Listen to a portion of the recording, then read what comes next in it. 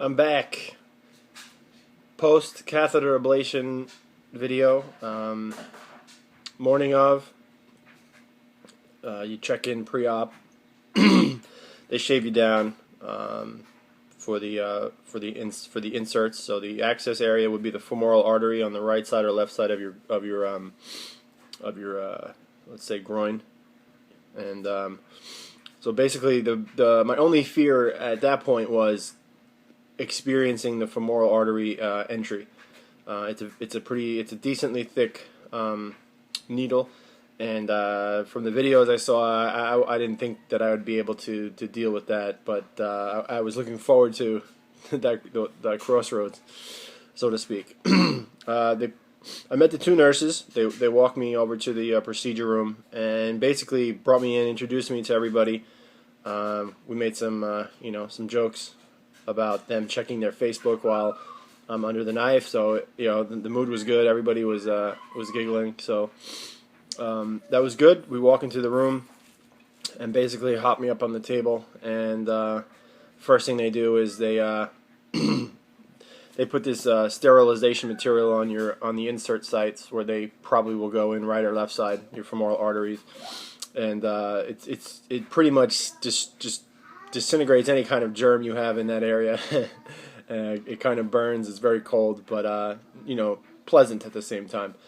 And then they're talking to you as they're packing you on the table, and next thing I know, I got the oxygen on, and then they tell me that they're going to put the drugs in my system.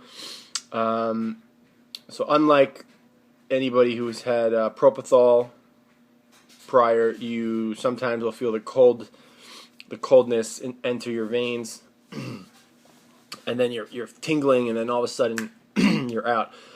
In this case, I knew that the drugs were going in because I was told, and then honestly, I was just kind of chatting with people, moving around for them, and then the next thing I know, I'm waking up in the post recovery room. So, with that being said, I look up at the EKG machine, if that's what it's called, just to see that my rhythm is back in sinus rhythm, which for the average, for the newbie out there, the sinus rhythm is what you want to be in, which is the efficient rhythm, that normal rhythm. So of course I see that I'm in sinus rhythm. My heart beats about 70 beats a minute. So I'd prefer that I'm down closer to 50, just because of the exercise that I do. But it's not a bad thing at all. It's a very good thing. So I'm in normal rhythm. So it's taken like 4 days, 5 days to really get over the surgery, as far as like get your sleep. My recommendation is get your sleep, get 12 hours in your bed, because you need it.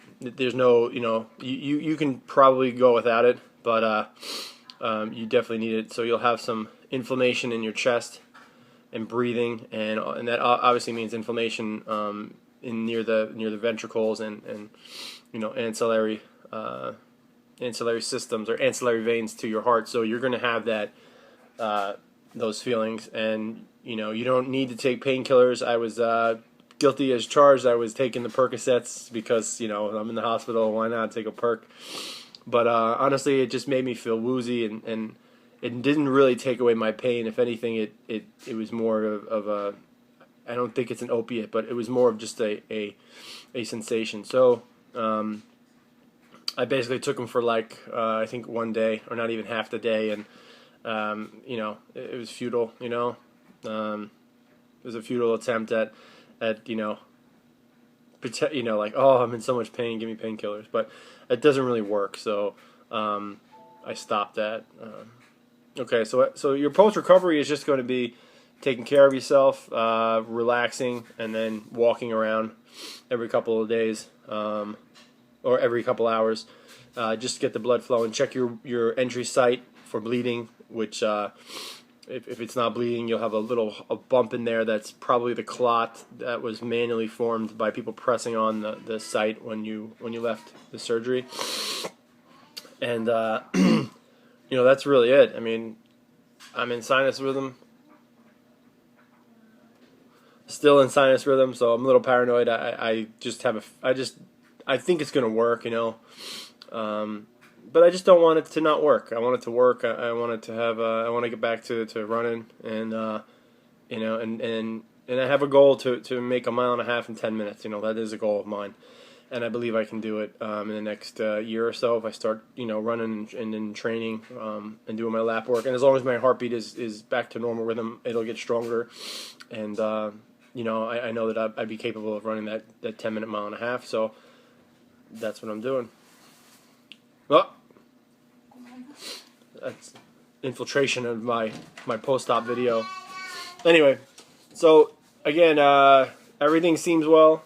I feel as good as I can feel. I can start probably exercising, you know, 100% maybe next week or so, or I'll see the doctor and ask that question. Take the reins off and go for it. So if you have any questions about your ablation procedure, post-op or pre-op, and any questions that I haven't answered, if you've watched both my videos, you know, please feel free to, you know, ask me any of these questions. Blog them. Let's start a blog about you know, your medication, how you feel, and you know, the type of AFib that you have, and let's go from there. I think the most important thing for me was a connection to comfort, and I couldn't find that for a long time, and the videos did help me. So this is me putting my video out there and hoping to connect with somebody else as they look for comfort during their diagnosis and their decision in their health treatment.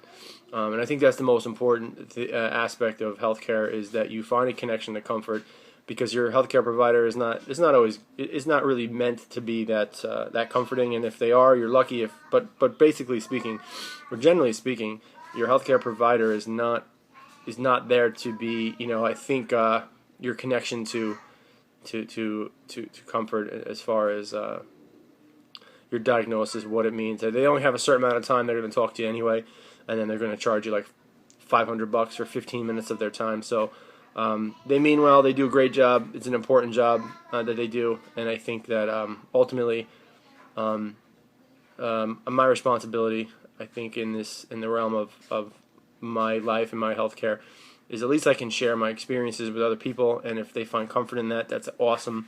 And then we pass that forward to everybody else who comes down the line, who can't find resources that make them feel, you know, normal. You know, make them feel like, oh, this does happen to other people, and these people do look like me and sound like me and have lifestyles like I do, and so together we can share our diagnosis and recovery. And I think, you know, that's great for everybody, and ultimately I think it's also great for the health practitioner as well. And so that's it, man. So put it out there. Let's answer these questions, you know. So I hope I can help somebody, and that's about it. USA Hockey, out.